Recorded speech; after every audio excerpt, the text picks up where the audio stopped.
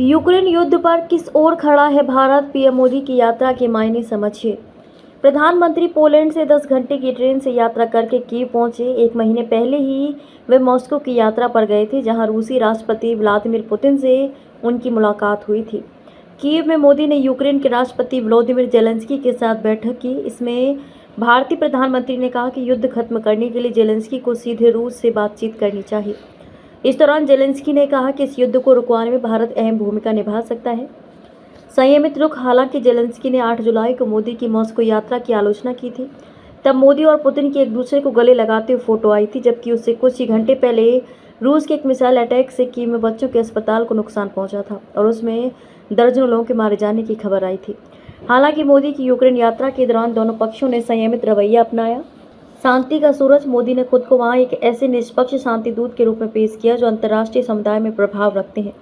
उन्होंने जेलेंस्की से कहा कि वे पुतिन के साथ बातचीत करें। मोदी ने यह भी कहा कि उन्होंने पुतिन से भी यही अपील की है। भारतीय प्रधानमंत्री ने कहा कि मैं आपको विश्वास दिलाना चाहता हूं कि भारत शांति स्थापित करने के लिए किसी भी प्रयास में सक्रिय भूमिका निभाने के लिए तैयार है।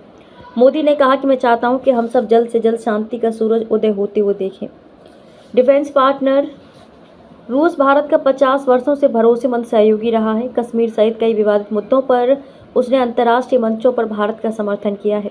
आज भी भारत सालाना करीब 45% डिफेंस हार्डवेयर का आयात रूस से करता है और उसी की तकनीक की मदद से हमारे कोई 85% हथियार बने हुए हैं।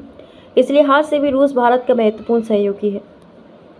मानवता सर्वोपरि। 9 जुलाई को मॉस्को में मोदी ने प्रवासी भारतीयों को संबोधित करते हुए कहा, जब भी रूस शब्द सुनते हैं तो मन में यही भाव आता है कि वह और भारत एक दूसरे के सुख दुख के साथी और भरोसेमंद दोस्त हैं। साथ ही उन्होंने राष्ट्रपति पुतिन को यह भी याद दिलाया कि चाहे युद्ध हो, कोई संघर्ष या आतंकवादी हमला हो, कोई भी व्यक्ति जो मानवता में यकीन रखता है उसे लोगों की जान जाने का दुख होता है।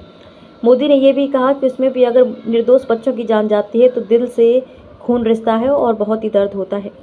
युद्ध का दौर नहीं। भारत ने रूस की बलपूर्वक अंतर्राष्ट्रीय सीमा को बदलने की कोशिशों का विरोध किया है, चाहे वह क्राइमिया का मामला हो या यूक्रेन के साथ मौजूदा युद्ध का। इस युद्ध के दौरान भी रूस ने यूक्रेन के करीब 18% इलाकों पर कब्जा किया हुआ है।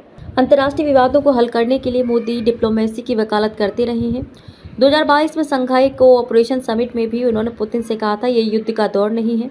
मोदी की इस बयान की उसके बाद से अक्सर चर्चा होती रही है। भारत का नजरिया। खैर, प्रधानमंत्री की पोलैंड और यूक्रेन यात्रा के दौरान ऐसी कई अहम बातों पर ध्यान गया है जिससे इस युद्ध में भारत के नजरिए को समझा जा सकता है। इसमें सबसे बड़ी बात यह है कि भारत शांति चाहता है।